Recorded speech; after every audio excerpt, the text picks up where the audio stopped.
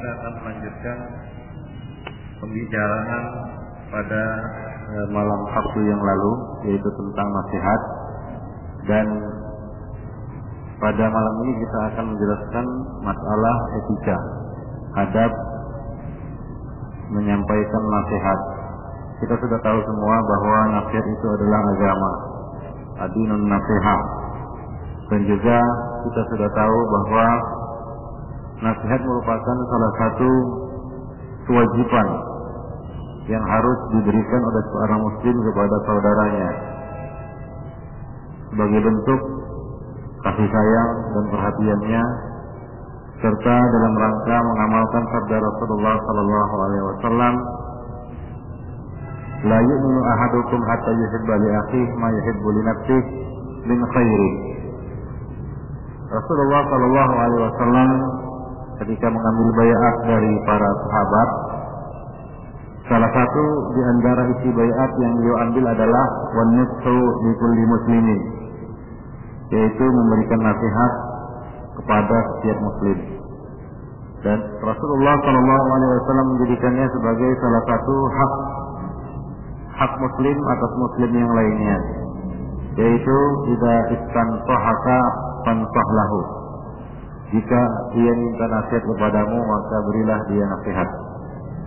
Dan kita sudah menjelaskan ikhwan fillah wa rahimakumullah jami'an, arti kata dari nasihat itu sendiri, yaitu ketulusan dan iradatul khair, kehendak untuk menyampaikan kebaikan kepada orang lain, yaitu kepada saudara kita.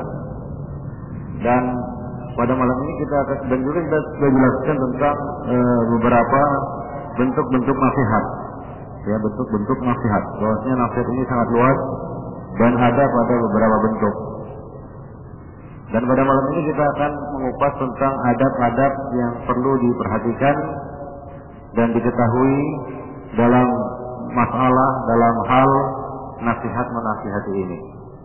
Yang pertama, ikhwan fillah, yang perlu diperhatikan adalah niat as-salihah, niat yang lurus. Ya, niat yang lurus.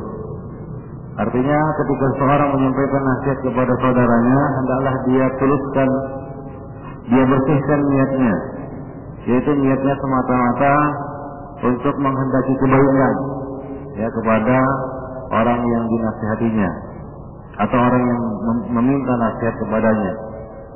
Maka dari itu ikhwan fillah, memberikan nasihat itu haruslah dengan niat yang ikhlas, ya, semata-mata mengharapkan wajah Allah Subhanahu wa taala. Karena dengan keikhlasan ini atau dengan ketulusan ini, dengan kelurusan niat ini, mudah-mudahan nasihat itu bisa bermanfaat bagi kita dan bagi yang mendapat ataupun menerima nasihat tersebut. Jadi yang pertama adalah al-ikhlas dan niat yang salehah. Ya, sejalan dengan kata nasihat itu sendiri, sebagaimana yang sudah kita bahas, bahwasanya nasihat itu berasal dari kata nasaha, artinya adalah menyaring dan memurnikan. Menyaring dan memurnikan. Jadi perlu kemurnian dan kebersihan. Terutama adalah kebersihan hati. Tidak ada tujuan-tujuan lain. Ya, maka dari itu beda sekali ikhwan fillah antara nasihat dan memberi nasihat dengan mempermalukan. Nah, di sana ada beberapa orang yang menyampaikan nasihat, dia kira itu nasihat, tapi ternyata itu adalah bentuk mempermalukan orang lain. Nah, jadi dia harus memperhatikan juga dalam nasihat itu benar-benar murni, ya, bukan untuk mempermalukan orang yang diberi nasihat. Nanti akan saya sebutkan beberapa hal yang mengindikasikan ini bukan nasihat, tapi adalah merendahkan dan membuat malu orang yang dinasihati. Adab yang kedua, ikhwan fillah, adalah taqdimun nasihat likulli muslim hatta walau lam yatlubha. Memberikan nasihat kepada setiap muslim walaupun ia tidak memintanya. Dan ini merupakan kamalun nushi li akhina al-muslim, ini merupakan kesempurnaan nasihat bagi saudara kita sesama muslim, yaitu jika kita mendapatinya dalam wasakil wuku syarrin muayyan, ya, di tepi jurang kehancuran, atau jatuh dalam suatu kesalahan syar'i, atau dikhawatirkan dia jatuh dalam mudarat, baik urusan dunia apalagi agamanya, atau masalah-masalah lainnya yang mana mungkin dia tidak menyadarinya, ya, dia tidak menyadarinya. Fabadirhu bin nas, maka hendaklah kita menyambutnya, mendahulunya dengan memberikan nasihat. Hatta walau lam yuslub, walaupun dia tidak memintanya, karena dia tidak meminta di sini ada beberapa kemungkinan. Kemungkinan pertama dan ini yang paling berat, kemungkinan yang paling besar, yaitu dia mungkin tidak menyadari kesalahan tersebut. Berapa banyak ya kita katakan saudara kita muslim dia tidak menyadari, atau dia dalam kondisi lengah ataupun lalai, itu bisa saja terjadi pada seorang muslim, hingga kadangkala dia melupakan hal-hal yang dianggapnya itu benar, ternyata salah, ya, ternyata salah. Hal-hal yang dianggapnya ma'ruf ternyata mungkar, hal-hal yang dianggap khair ternyata syar. Maka ini perlu diberi nasihat. Demikian Khairuddin. Apalagi karena keterbatasan ilmu, kadang-kadang perkara yang baik bisa dianggap sebagai buruk, atau perkara buruk bisa dianggap sebagai perkara baik karena keterbatasan ilmu. Maka apabila kita melihat saudara kita jatuh dalam kesalahan tertentu atau keburukan, baik dunia dan maupun akhirat, maka hendaklah kita segera memberikan nasihat kepadanya. Tapi betulnya Khairuddin, kita harus melihat momen yang tepat untuk menyampaikannya, yang momen yang tepat untuk menyampaikannya. Maka dari itu adab yang ketiga adalah al-ikhtiyar atau ikhtiyar al-uslub al-munasib lil nasihat. Memilih cara, uslub artinya cara yang cocok untuk menyampaikan nasihat. Fa innahu fi ahwalin muayyanah yumkin ayyan fahal insan li ghairihi bisaklin mubashir. Dalam beberapa kondisi mungkin seorang insan menyampaikan nasihat kepada orang lain secara langsung, bisaklin mubashir, artinya langsung.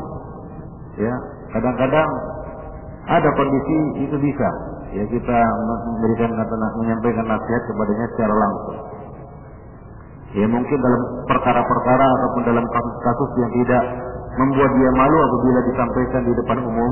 Ya, kadang-kadang ada satu dua kekeliruan yang itu dimaklumi oleh banyak orang dan dimaklumi oleh dia sendiri, kan begitu ya. Nah, yang mana kalau dinasihati di depan orang banyak, mungkin dia juga tidak malu. Misalnya apa? Orang silap, dia makan pakai tangan kiri, minum pakai tangan kiri, maka kita pulang tangan kanan. Nah, kemudian dia menyadari dan dia merubah dan makan dan minum dengan tangan kanan. Nah, ini mungkin bisa disampaikan langsung, ya, tanpa harus menunggu dia selesai makan atau menunggu dia selesai minum baru disampaikan nasihat tersebut. Ya, jadi ini adalah perkara-perkara yang mungkin disampaikan secara langsung kepada seseorang tanpa membuat dia malu dan menjatuhkan air mukanya. Ya, nah biasanya orang juga kadang-kadang silap, kan begitu ya? Dia makan pakai tangan kiri, kan gitu, lata, lalu ditegur, lalu dia merubah dan dia makan dan minum pakai tangan kanan. Demikian pula ketika mungkin dia sedang minum, dia berdiri, kan begitu ya, ditegur. Nah, hal-hal seperti ini mungkin tidak akan membuat dia marah ataupun malu ataupun tersinggung apabila disampaikan secara langsung. Nah, itu contohnya Ibn Fiddin.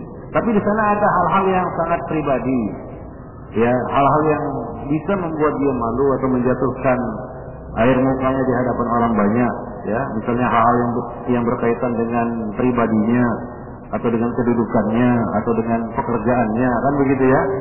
Nah, yang mana itu butuh pembahasan yang lebih panjang. Misalnya dia, ya, seorang yang bekerja misalnya di bank, kan begitu ya. Kemudian kita jumpa dengan dia, langsung kita bilang, pulang kamu kerja di bank, ya itu, ya tentunya dia akan gelagapan untuk untuk menanggapinya kan begitu, dan dia akan malu. Mungkin dia juga tahu dan dia berpikir untuk keluar dan belum menemukan caranya. Nah, hal-hal seperti ini ya tidak mungkin kita langsung to the point di situ kan begitu ya, mulai dia malu kan gitu. Iya. Dan menjatuhkan air mukanya di hadapan orang banyak. Nah, ini adalah hal-hal yang perlu pembicaraan yang lebih lanjut. Artinya pembahasan yang lebih panjang, solusi yang lebih yang lebih rumit. Ya, karena ketika dia menyadari bahwasanya dia harus keluar dari pekerjaannya, ini kan memiliki akses ke depannya apa yang harus dilakukannya dan lain sebagainya. Dan hal-hal yang tidak sederhana seperti ini nggak bisa kita langsung to the point di hadapannya, langsung kita tembak dia kan begitu ya. Oh, kamu ini gini ya. Nggak bisa. Kenapa? Karena itu ya, kalau juga itu kena kepada kita, ya belum tentu kita juga dapat memecahkan masalah kita secepat yang kita bayangkan. Ya, secepat yang kita bayangkan. Yaitu langsung. Nah, memang ada tapi jarang kan begitu ya. Karena itu berkaitan dengan banyak hal.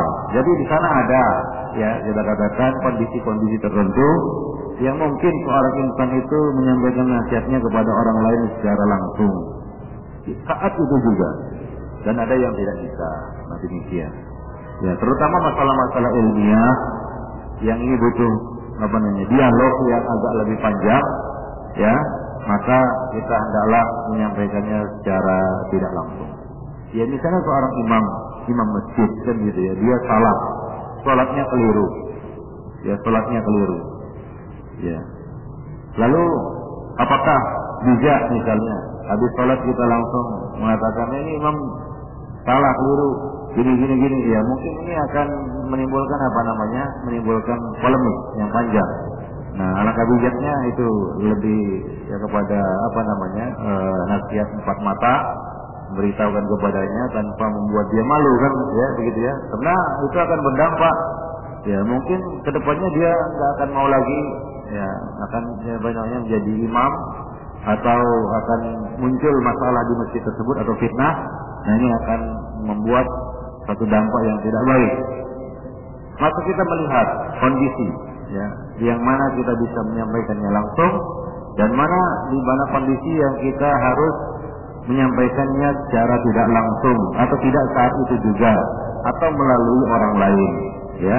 Bainama fi ahwalin ukhra, yang mana pada kondisi-kondisi yang lain yakunul afdal, boleh jadi yang lebih afdal itu adalah an-nasihatu bisyaklin ghairu mubashir, menyampaikan nasihat tidak secara langsung, sebagaimana Rasulullah Shallallahu Alaihi Wasallam ya menyamarkan identitas orang-orang yang diberinya nasihat dengan mengatakan misalnya ma balu aqwamin yaquluna kadza wa kadza wa yaf'aluna kadza wa kadza. Mengapa orang-orang ada yang berkata seperti ini dan seperti ini? Yaitu menyamarkan orang yang diberi nasihat. Ya, ini kadang-kadang perlu ya tanpa harus menyebut ya nama. Nah, di sana ada kondisi-kondisi yang harus menyebut namanya. Apabila kondisinya samar, ya tidak akan mengerti kecuali dengan menyebut namanya, maka itu boleh. Tapi kalau bisa tidak disebutkan namanya atau disamarkan identitas orang yang diberi nasihat, maka itu lebih baik. Ya lebih elegan dan lebih terhormat. Dan kemungkinan nasihat diterima dan didengar juga lebih besar. Wa ahyanan takun nasihat taqdimil qudwah fil amal. Dan kadang-kala nasihat itu dalam bentuk memberikan contoh secara nyata. Namun maksudnya adalah nasihat seperti yang dilakukan oleh Rasulullah Sallallahu Alaihi Wasallam atas saran dari Ummu Salamah ketika orang-orang diperintah oleh Nabi untuk mencukur tapi tidak mau mencukur, untuk menyembelih korban mereka tapi tidak menyembelih, hingga Nabi menjadi marah. Kemudian beliau masuk menemui istri beliau yaitu Ummu Salamah, menceritakan apa yang sedang dilakukan oleh orang-orang, yaitu pembangkangan mereka. Maka Ummu Salamah mengatakan, keluarlah dan cukurlah rambutmu dan sembelihlah hewan korbanmu dan janganlah bicara kepada siapapun. Maka itu pun dilakukan oleh Rasulullah dan orang-orang mengerti bahwa itu dilakukan oleh Rasulullah untuk memberikan contoh. Maka mereka pun saling mencukur rambut mereka dan menyembelih hewan kurban mereka. Demikian kondisi itu contohnya. Jadi kadang-kadang nasihat itu bisa juga dalam bentuk takdim al-qudwah fil amal, memberikan contoh qudwah, panutan di dalam amal. Namun tujuannya adalah menyampaikan nasihat. Wa hakadha faqad yakhtalifu uslubun nasihat bihasabi ikhtilafil mansub.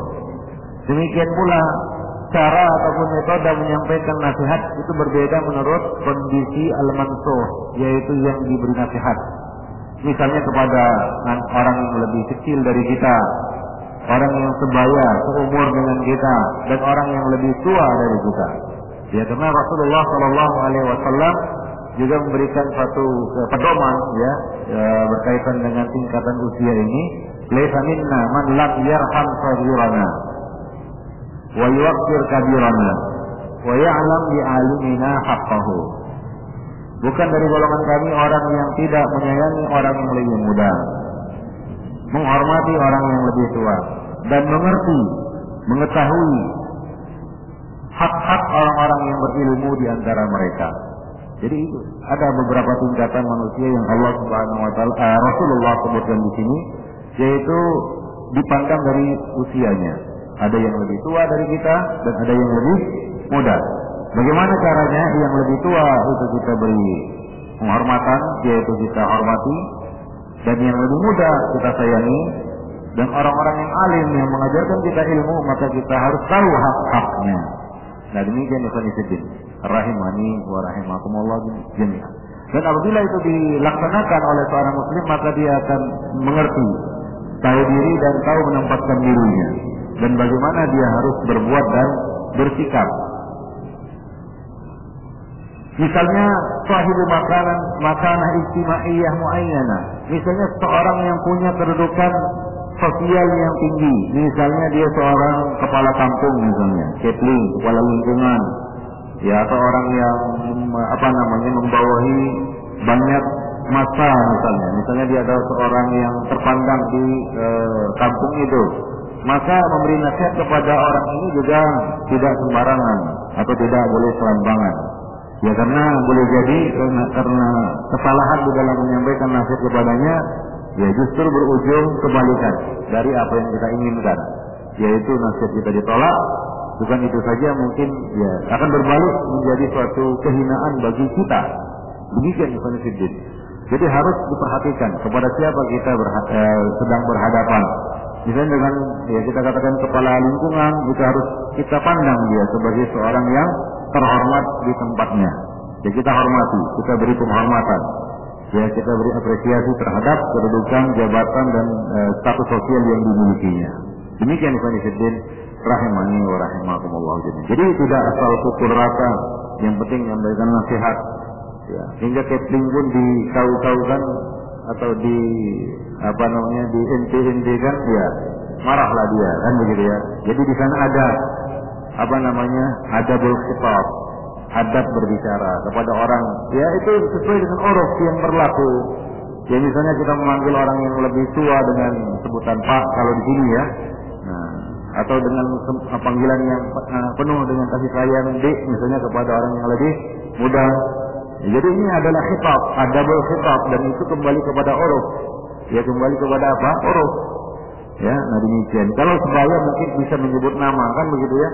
Jadi itu untuk menunjukkan bagaimana sayang kita kepada yang lebih muda, hormat kita kepada yang lebih tua, dan terlebih lagi ya kepada orang yang memiliki ilmu, kan begitu ya, seperti masyayikh, ya, ulama, guru, ustaz, dan itu harus kita harus punya takdir. Artinya apa? Para ulama mengatakan merupakan suatu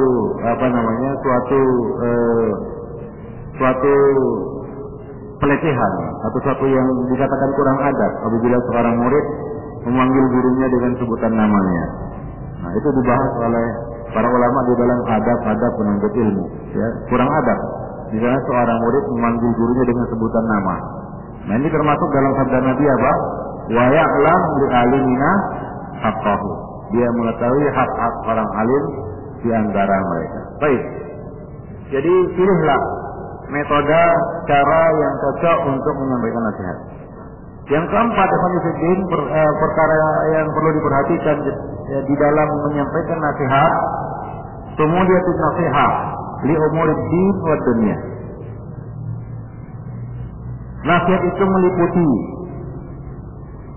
urusan-urusan agama dan urusan-urusan dunia. Mungkin selama ini kita beranggapan bahwasanya nasihat itu hanya dalam urusan-urusan agama.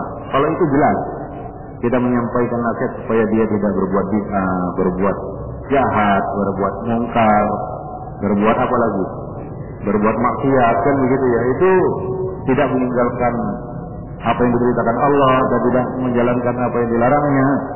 Itu nasihat yang berlatar belakang agama. Mungkin orang semua sudah tahu itu adalah nasihat. Namun perlu kita ketahui bahwasanya nasihat itu bukan hanya dalam urusan agama saja. Dalam urusan-urusan dunia juga kita harus ya, sebagai seorang muslim menyampaikan nasihat kepada saudara muslim yang lainnya. Misalnya dalam urusan perniagaan, bisnis, misalnya kita tahu bahwasanya arah bisnis teman kita itu akan menuju kehancuran, kita harus beri nasihat. Pulang, ini kayaknya ya keuanganmu sudah kacau balau ini harus diperbaiki. Kalau enggak nanti usahamu bangkrut. Nah, pulang ini barang ini sudah tidak prospek lagi untuk antum jual belikan karena sudah kadaluarsa atau sudah tidak musim lagi atau dan sebagainya. Artinya apa? Kita memberikan masukan yang baik, nasihat juga ini namanya. Ya di dalam urusan dunia. Di dalam urusan dunia, bukan sedih. Ya misalnya mengarahkan saudara kita yang misalnya ingin membeli, dia tidak punya duit kan begitu ya. Ya kita arahkan kepada apa? Kepada sumber yang lebih murah yang sesuai dengan kantongnya. Atau dia ingin beli barang mana yang lebih bagus untuk dirinya, yang paling berguna, bermanfaat untuk dirinya. Ya, misalnya sebenarnya dia hanya membutuhkan barang yang tidak begitu mahal, ya, terutama misalnya barang-barang elektronik kan begitu ya, barang-barang yang berkaitan dengan IT, komputer misalnya dia mau beli misalnya laptop yang dia lihat harganya 10 juta, sebenarnya kebutuhannya cukup dengan laptop yang 3 juta. Maka kita sampaikan, pulang, untuk apa kamu beli ini? Dan jadi kita nasihat, ini nasihat. Jika mungkin dia terbuka, oh ya betul juga kan begitu ya. Ya ternyata dia lebih cocok untuk beli yang 3 juta daripada yang beli yang 10 juta. Selamat uangnya 7 juta. Nah demikian, ini namanya nasihat juga. Dan itu termasuk an-nasihah yang disebutkan oleh Rasulullah SAW, yaitu an-nushu likulli muslimin wa idza tansahaka falyansah lahu. Jika dia minta nasihat maka berilah nasihat kepadanya. Baik. Fayambaghi liman nasaha li ghairihi minal muslimin an yansaha lahu fi kulli umuri din wa dunya. Ya. Seharusnya seyogianya bagi setiap muslim yang ingin menyampaikan nasihat kepada saudaranya agar memberikan nasihat dalam semua urusan. Bukan hanya urusan agama tapi juga urusan-urusan dunia. Baik.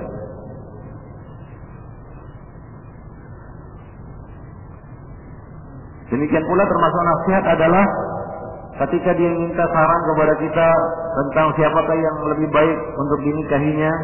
Jika ada seorang akhwat datang kepada kita minta nasihat, kira-kira siapa yang cocok, maka kita harus menyampaikan nasihat secara jujur kepadanya. Seperti yang terjadi pada Rasulullah SAW ketika Fatimah binti Zaid minta nasihat kepada beliau tentang orang-orang yang datang atau laki-laki yang datang meminangnya. Ya, ada Abu Jaham dan ada Muawiyah bin Abi Sufyan. Maka Rasulullah menyampaikan nasihat kepadanya dengan mengatakan, adapun Abu Jaham dia tidak pernah meletakkan tongkatnya dari pundaknya. Adapun Muawiyah su'luk, yaitu tidak punya harta alias miskin. Kemudian Nabi menyampaikan nasihat yaitu kalau yang terbaik bagimu adalah nikahilah Usama. Maka akhirnya sudah cerita Fatimah binti Zaid juga nikah dengan Usama bin Zaid. Demikian yang terjadi. Ini salah satu bentuk nasihat.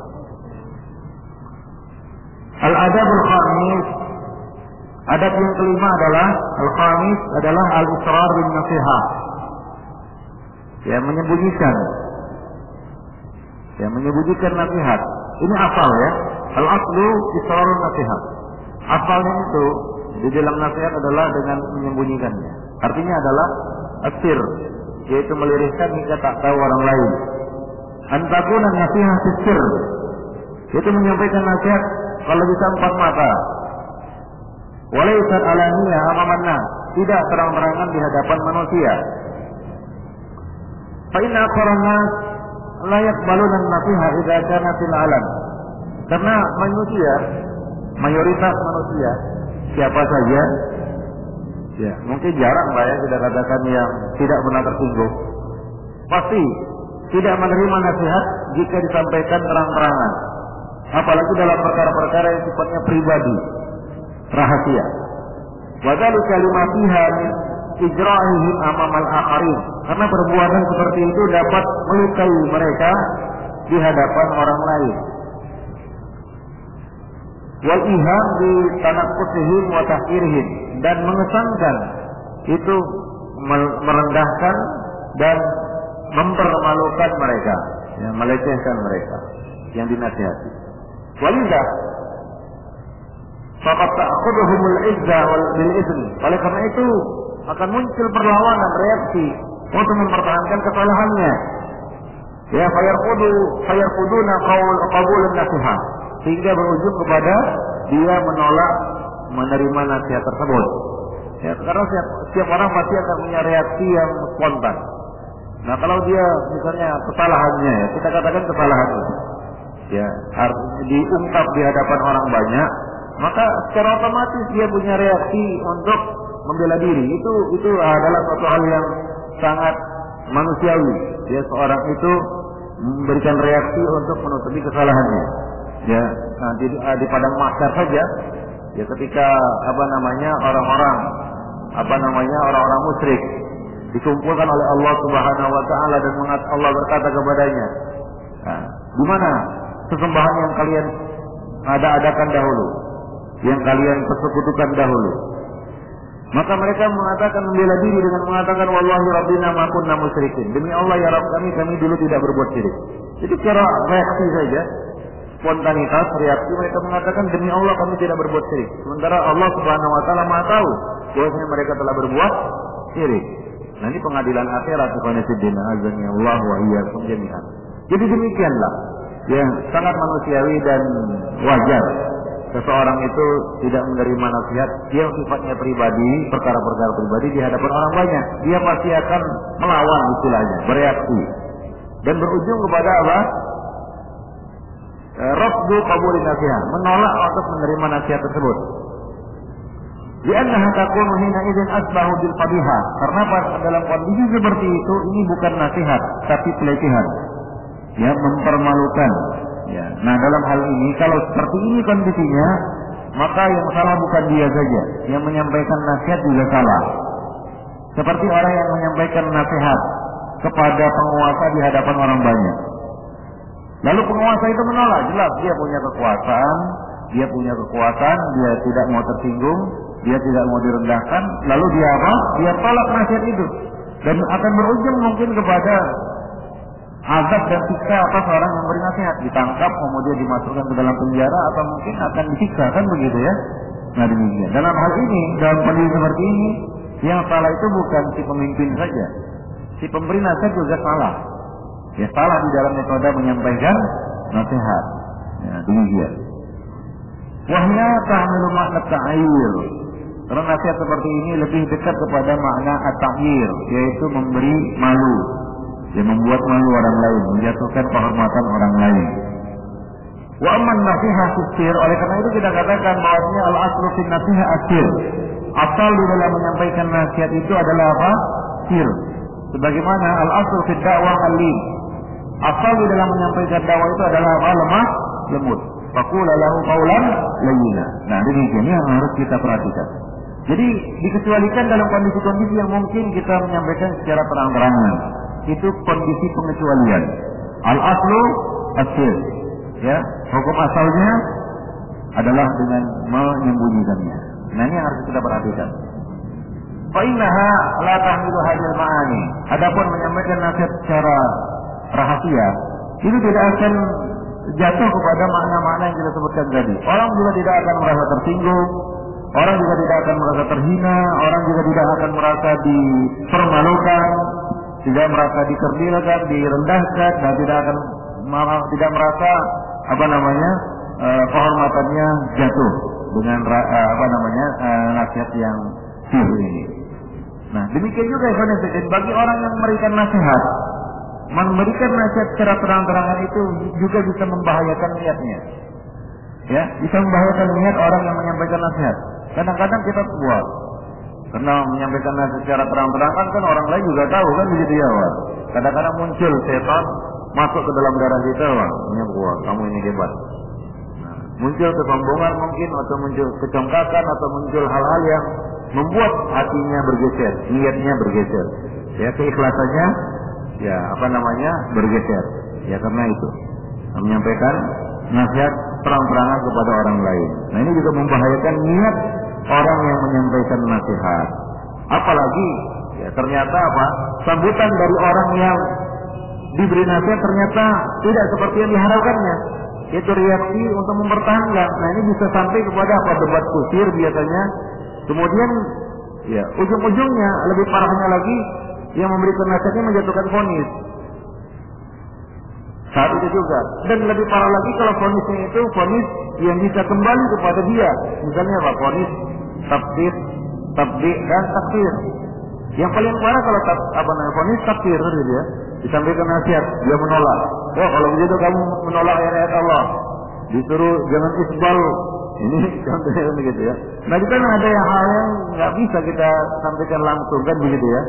Nah, kamu udah disampaikan hadisnya, ayatnya, kamu masih isbal juga. Nah, akhirnya apa? Orang itu melawan kan begitu. Wah, ini kan saya nggak sombong. Akhirnya terjadilah jidal. Nah, sudah jidal bagaimana? Jatuhlah, keluarlah vonis. Merembetlah masalah itu kepada hal yang lebih besar. Nah, ini bahayanya, ruginya dan rusaknya menyampaikan nasihat terang-terangan bagi orang yang menyampaikan nasihat itu sendiri. Nah, rusak juga bagi orang yang diberi nasihat. Jadi ini mengandung banyak kerusakan. Maka kita katakan al-aslu fin nasihat as-sir. Ya, asal di dalam menyampaikan nasihat itu adalah dengan sembunyi-sembunyi ataupun empat mata, diam-diam maksudnya. Walidzalika fa innaha ghaliban ma tuqbal. Karena biasanya nasihat seperti ini tidak akan diterima. Ya, baik. Nah, dalam hal ini rahimahullah Asy-Syafi'i yaqul. Ya, semoga Allah merahmati Al-Imam Asy-Syafi'i ketika beliau menyampaikan satu syair yang beliau mengatakan ta'annatni bi nusfika fi infiradi. Usahakanlah menasihatiku ketika aku sedang seorang diri, kata Imam Syafi'i. Wajibni an-nasihata fil jamaah, dan hindarilah menyampaikan nasihat kepadaku di tengah orang ramai. Fa inna nusha bainan nasi naw'an, karena menyampaikan nasihat di tengah-tengah manusia itu adalah sejenis minat tawbihi la arda istima'ah. Ya, jenis tawbih, yaitu pelecehan yang aku tidak ridha untuk mendengarkannya. Fa in khalaftani wa atautu qawli fala taghdab idza lam talqa'a. Dan jika engkau menyelisihiku dan aku menyelisihi nasihatmu, maka janganlah marah. Ya, karena nasihatmu tidaklah diikuti. Ya, dengan cara seperti itu. Demikian ikhwan fillah, azza Allah wa iyyakum jami'an. Jadi di sini Al-Imam Syafi'i mengatakan kalau ini menyampaikan nasihat maka ya tunggulah ya waktu yang tepat, ketika tidak di tengah keramaian, sampaikan nasihat kepadanya tanpa harus dengar oleh orang lain. Nah, itu lebih mungkin untuk diterima. Baik. Dan dia juga mengatakan man wa'adha aqahu sirran faqad wa'adahu wa zana. Barang siapa yang menasihati saudaranya sirran, sembunyi-sembunyi, maka dia telah benar-benar memberi nasihat dan telah benar-benar memberikan faedah bagi saudaranya. Wa man wa'adahu alaniyah faqad fadahu wa zana. Dan barang siapa yang memberikan nasihat terang-terangan, maka dia telah membongkar aib orang itu dan telah membuat rendah dan hina orang tersebut. Demikian ikhwan fillah. A'azzani Allah wa iyyakum jami'an. Jadi adat yang ke-6 kelima ini adalah Ya, usahakanlah nasihat itu disampaikan secara sembunyi-sembunyi, tidak terang-terangan, ya, karena itu lebih dekat kepada al-qabul, yaitu penerimaan dari yang diberi nasihat, dan lebih selamat bagi orang yang memberi nasihat. Tadi sudah kita sebutkan beberapa keburukan, bukan hanya kepada orang yang diberi nasihat, juga kepada orang yang memberi nasihat. Dan bukan itu saja, itu juga akan memberikan keburukan bagi orang-orang yang ada di sekitar itu. Orang yang mendengarnya juga akan mendapatkan keburukan, di mana akan timbul suudzon, ya kan? Suudzon kepada antara salah satu dari keduanya. Bisa suudzon kepada yang beri nasihat, bisa suudzon kepada orang yang diberi nasihat. Jadi serba banyak apa namanya kita katakan kemudaratannya menyampaikan nasihat terang-terangan itu, kecuali dari kita katakan pada kondisi-kondisi tertentu yang mungkin untuk menyampaikannya secara terang-terangan. Ya, nah demikianlah ikhwan fillah rahimani wa rahimakumullah jami'an, berkaitan dengan adab nasihat yang mesti diperhatikan. Tujuannya adalah agar nasihat kita itu memang benar-benar tepat guna, tepat sesuai dengan sasarannya, dan berguna bagi orang yang diberi nasihat, bermanfaat bagi kita dan bermanfaat juga bagi orang yang diberi nasihat. Demikianlah ikhwan fillah, a'azzani Allah wa iyyakum, beberapa adab yang berkaitan dengan an-nasihat. Jadi ingat tadi, ya, nasihat itu bukanlah dalam urusan-urusan agama saja, ya. Dalam urusan-urusan dunia juga seorang muslim harus menyampaikan nasihat kepada muslim yang lainnya. Jadi kalau demikian adanya, nggak ada sebenarnya persaingan antara muslim dengan muslim yang lainnya. Karena Nabi mengatakan al-muslim, antara muslim yang satu dengan muslim yang lainnya itu seperti apa? Seperti tangan yang satu, kan begitu ya? Jadi yang namanya persaingan bisnis itu sebenarnya nggak ada dalam kamus muslim. Sebenarnya ya, walaupun kenyataan di lapangan, ya kita lihat, wah, melebihi apa yang ada di antara kafir dengan kafir yang lainnya. Kita juga heran gitu. Kenapa bisa terjadi seperti itu? Yang seharusnya itu tidak ada di dalam hubungan muamalah di antara sesama muslim. Kenapa? Sesama muslim itu harus saling menasihati, bukan saling mau menjatuhkan atau saling mencelakakan, kan begitu ya, seperti yang kita lihat. Nah mungkin mereka berasumsi, wah ini kan urusan dunia, nggak ada nasihat menasihati. Tidak, salah. Ada. Ya, di dalam urusan dunia. Coba lihat para sahabat Rasulullah, mereka adalah para pedagang juga. Ya, tapi kita lihat bagaimana ya mereka saling menasihati satu sama lainnya, saling mendukung, saling mendorong, mendukung, ya saling membantu ya, hingga mereka menjadi kuat. Ya, dunia maupun akhiratnya. Kuat dunianya, kuat juga akhiratnya. Ya, jadi sangat indah kalau muamalah muslim itu seperti ini. Tidak saling gigal, kan begitu ya. Wah, ini saingan bisnis ini. Tahu dia saudaranya itu akan menuju kehancuran usahanya. Ya dia biarkan saja. Hancurlah, mampuslah, gitu ya. Nah, ini kan nggak benar, nggak tepat sebenarnya ya. Jadi kita harus saling menasihati juga dalam urusan dunia.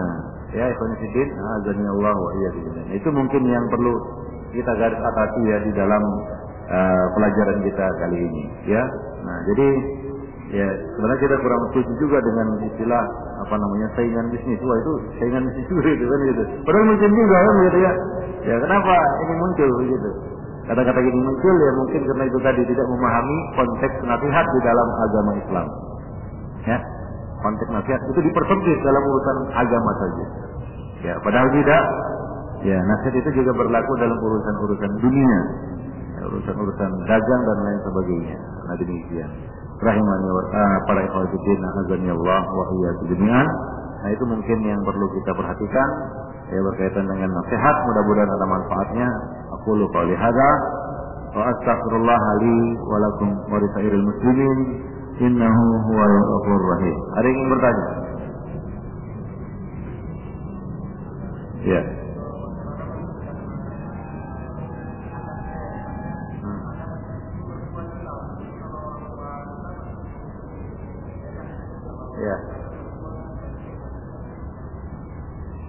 Ya, mertua itu juga kita anggap dia itu sebagai orang tua kita, ya. Karena anaknya berada di bawah kekuasaan kita. Jadi kita perlakukanlah, kita hormati dia sebagai satu ya, sebagai orang tua, jelas ya, orang usianya lebih tua. Apakah mertua antum usianya lebih muda dari antum? Kan tidak. Tentunya pastinya ya harusnya lebih tua ya, sebagai orang tua dan punya sahar. Sahar itu artinya hubungan. Ya, hubungan apa? Perkawinan. Ya, yaitu kita menikahi anaknya. Maka ini ada dua hak begitu. Hak sebagai dia sebagai orang tua, hak dia sebagai sahar. Maka juga kita harus menyampaikannya dengan santun ya, dengan sopan, santun dan ya dengan bijak. Ya, tentunya orang tua ya, namanya orang tua itu tidak mau dia ya kita menggunakan kata-kata yang tinggi. Nah, itu satu. Kata-kata yang tinggi mengesankan seolah-olah kita yang tahu, lebih tahu dari dia, kan begitu ya. Ini dihindari. Jadi penggunaan kalimat dan kata-kata juga menentukan. Terutama kepada orang yang lebih tua, jangan menggurui istilahnya. Ya, kata-kata yang menggurui. Nah, itu diperhatikan. Karena orang tua, namanya orang tua, bagaimanapun ya kadar ilmunya kita tahu ya, bagaimana kadar ilmunya, tapi dia tetap tidak mau digurui. Itu wajar. Dan kita harus memaklumi dan kita harus mengerti sebagai orang yang lebih muda. Jadi pilih kata-kata yang menunjukkan, yang tidak kesannya itu menggurui, apalagi merendahkan kan begitu ya. Bapak ini kan nggak tahu, nggak sekolah, nggak pernah ngaji lagi. Udahlah ikut ya. Ya bisa gitu. Kesannya memaksakan, kesannya merendahkan, menggurui ya. Dia nggak mau lah kan begitu ya. Baru kemarin makan garam, udah bicaranya gitu pula leksinya. Nah, jadi harus dipilih kata-kata yang tepat lah. Ya seperti Nabi Ibrahim kepada ayahnya. Ya abati, ya lima ta'budu. Malayu disuruh, malayu disuruh, walayat mau walayu ini angka saya. Wahai ayahku kan begitu. Mengapa engkau sembah sesuatu yang tidak melihat, tidak mendengar dan tidak memberikan manfaat kepadamu sedikit pun. Jadi demikian. Jadi dengan apa namanya? Dengan kata-kata yang bijak. Demikian. Jadi jangan bodoh kali ya gitu ya. Itu kata-kata mungkin ya kalau bayar mungkin nggak apa-apa. Itu pun kadang-kadang kurang tepat. Ya. Ya jadi kita harus pilih, apalagi kepada orang tua kan gitu ya. Jangan muncul kata-kata yang itu mengesankan wah kita menggurunya, apalagi merendahkannya kan begitu. Nah, tentunya momen juga di hadapan dia nggak mau kan di hadapan istrinya kan gitu ya, atau mertua perempuan kita nasihatnya atau di depan keluarganya atau di depan istri kita kan gitu ya. Nah, jadi pilih waktu yang tepat. Nah, demikian. Itu mungkin perlu diperhatikan. Dia punya dua hak. Hak sebagai orang tua kan gitu ya, yang lebih tua. Hak sebagai sahar yang kita punya hubungan perkawinan dengan anaknya begitu. Ya. Ada lagi?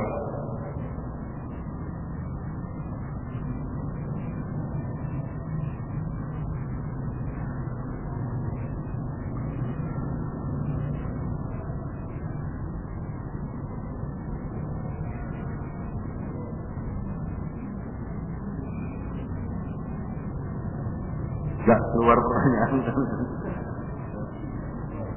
Kalau di luar baru ingat mau ditanya. Ya memang seperti itu. Ya, ada.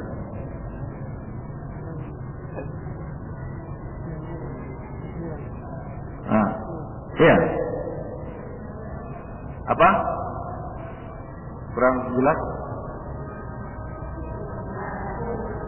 Hukum nasihat. Hukum nasihat wajib lah.